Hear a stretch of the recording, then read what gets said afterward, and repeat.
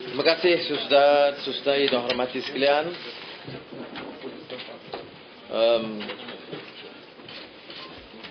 Saya cuma nak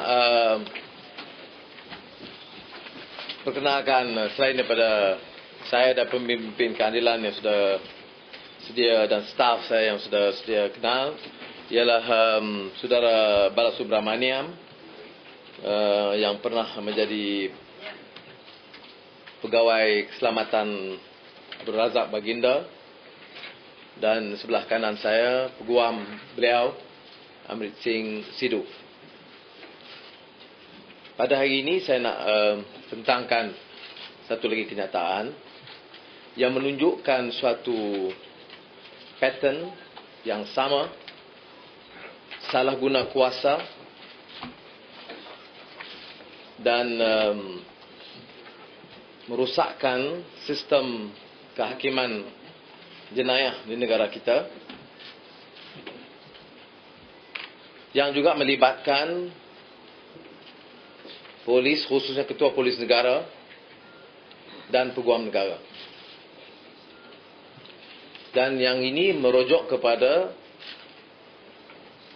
kes pembunuhan Altan Tuya. Maklumat ini menggemparkan, dan ia tidak melibatkan kes yang sedang berjalan di mahkamah, kerana ini melibatkan maklumat yang tidak dibawa ke mahkamah. P. Balasubramaniam telah membuat pengakuan bersumpah menjelaskan kes ini secara terperinci. Pertama, beliau telah diminta oleh Abdul Razak untuk menghubungi dan menyelesaikan kes dengan Altan Tuya, terutama hutang terhadap beliau, Altan Tuya. Kedua, Altan Tuya telah dijanjikan komisen $500,000 Amerika kerana bayaran kes pembelian submarin dari Perancis. Altan Tuya diperkenalkan kepada Razak Baginda oleh Datuk Seri Najib di pameran berlian di Singapura. Dan ini semua ada rujuk-rujuk kepada para yang tertentu dalam kenyataan saya. Keempat, Altan Tuya, Datuk Seri Najib dan Razak Baginda bersama di jamuan makan malam restoran Paris. Sebelum ini di Singapura.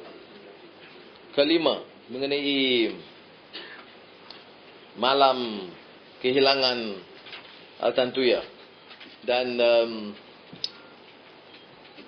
bagaimana Abdul Razak menghubungi DSP Musa Safri, ADC kepada Datuk Seri Najib. Kemudian maklumat dari Razak Baginda, SMS dari Datuk Seri Najib. I am seeing IGP at 11 AM today. Matter will be solved. Be cool. Dan rekod ini ada dalam telefon Razak Baginda.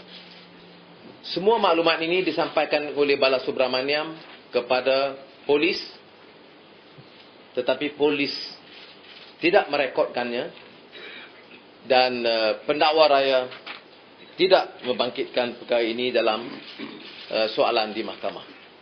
Jadi apa yang nak ditekankan di sini, seperti mana juga kes 98-99 dalam laporan saya 2 hari yang lalu mengenai rekayasa penipuan dan penyalahgunaan kuasa oleh Ketua Polis Negara dan Peguam Negara, dan dalam kes Altan Tuya penglibatan Tan Sri Musa Hassan dan Gani Patel, dan dalam kes pertuduhan yang terbaru yang melibatkan pelakon-pelakon utama yang sama, Datuk Seri Najib, Musa Hassan dan Gani Patel. Bala's evidence also mentioned the extent of the relationship between Altan Tuya and Najib. I'm not interested here in the personal nature of the relationship. That is his and hers business. However, the allegations revealed by him raise key questions of public interest. A. Suppression of evidence. by the police, investigating officers, and those responsible for prosecuting this case. Such suppression could only have happened with the full knowledge of top public officials such as the IGP and the Attorney General. B. The question is also raised as to whether such suppression of evidence was the reason behind the last-minute switch in the DPP's handling the case, where the head of the criminal division of the Aegis Chambers, Datuk Yusuf Zainal Abidin, was completely sidelined from the case, leading him and the senior DPP originally slotted for the case, Salahuddin, to put in papers for early retirement some months later. C. Questions can be raised now with regard to the sudden switching of the judge fixed to hear the case, which took place in March 2007. Why was this really done? Whether it is correct or otherwise. Did Dato Sri Najib lie when he said that he had never met Altan Tuya ever before? E. Did Dato Sri Najib lie when he said that he was not involved in any commission deals for the purchases of the Scorpene submarines? I would add the SD of Raja Petra, which have been largely ignored by the authorities for now. Now, Mr. Bala's evidence vindicate what we have been saying all along. There has been no proper investigation of the murder of Altan Tuya, and the investigation and proceedings in court seem to follow a pre-arranged script for a pre-arranged outcome. These are serious implications for the administration of justice in this country, where our key institutions such as the police, the Aegis Chambers and the judiciary are already severely tarnished. Today's revelations further confirm a clear and consistent pattern of manipulation of the criminal justice system that we have witnessed in this country. And in my personal case from 1999 and now 2008, I have every reason to believe that this pattern continue unabated and worse, with impunity.